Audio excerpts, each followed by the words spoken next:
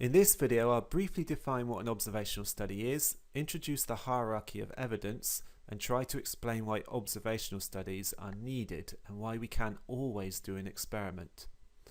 Now, when I use the word exposure and outcome, which I do a lot, I mean this in the general sense, meaning that designs we will talk about are applicable to all different types of exposures and all different types of outcomes and areas of health.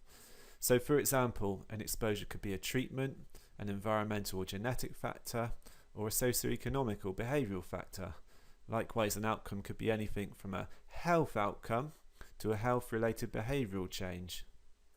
There are two broad ways of collecting data to answer a research question: by experiment and by observation. In an experiment, such as a randomised controlled trial, we manipulate the exposure or treatment variable to study its effect. In an observational study, there's no manipulation of the exposure or of any other variable. We just observe the natural variation in the population. And observational studies can be listed into several types as listed here. And it's this absence of randomization in an observational study which means that any differences in the outcome between exposure groups could be due to other differences between those that were exposed and those that were unexposed. The exposure groups are thus not comparable, such that any differences in the outcome may be confounded by other factors. So, for example, if we observe that women who work in stressful occupations tend to give birth to babies that are small for gestational age, it's possible that women in high-stress jobs also smoke more and are also older. And it is these variables, called confounders, that explain the higher incidence of small for gestational age births among women from stressful occupations. And this non-comparability of exposure groups, or potential for confounding, means that we can only really report associations rather than causal effects from an observational study. And while there are a few different ways of controlling for confounding in observational studies, either in the design, such as using matching, or in the analysis, such as by restricting to the non-smoking woman in this example, there's still always a problem that there may be unaccounted for or unmeasured confounding, and we call this residual confounding. So we can never be sure that any differences we observe in the outcome between exposure groups is not due to some other unmeasured factor that is different between the groups. So randomization then is a tool for balancing all other sources of variation across groups and hence controlling for it. And it's for this reason that a randomized experiment sits at the top of the pyramid in the hierarchy of evidence when considering medical research. Here, studies most prone to bias and hence a poorer evidence base for attributing causality sit at the bottom of the pyramid.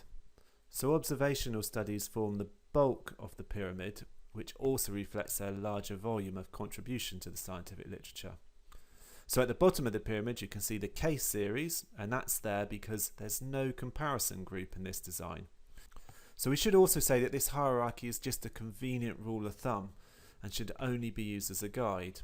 So cohort studies, for instance, are not always better than a really good case control study, and that's something we'll explore.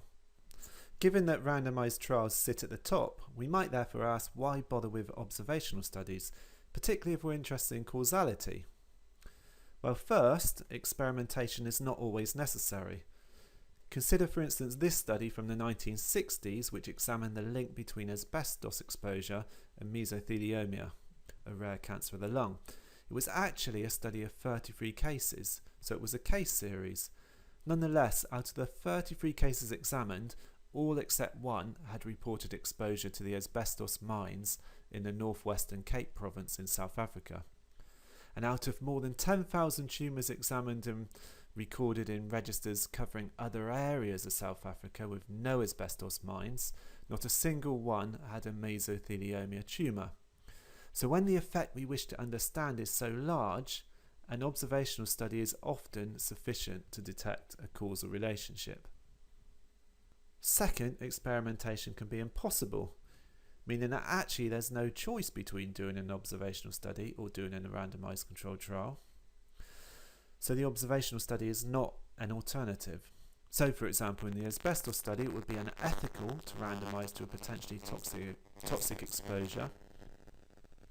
And some observations cannot be allocated randomly and so may be impossible. For example, if the interest is in the effect of centralisation of service, then how could you randomise a patient to a centralised versus uncentralised service? There are other examples such as the effect of gender or socio-economic position or aspects related to an individual's tolerance and beliefs, for example home birth or hospital birth, all difficult to randomise. Third, it can be inappropriate or impractical to do an experiment.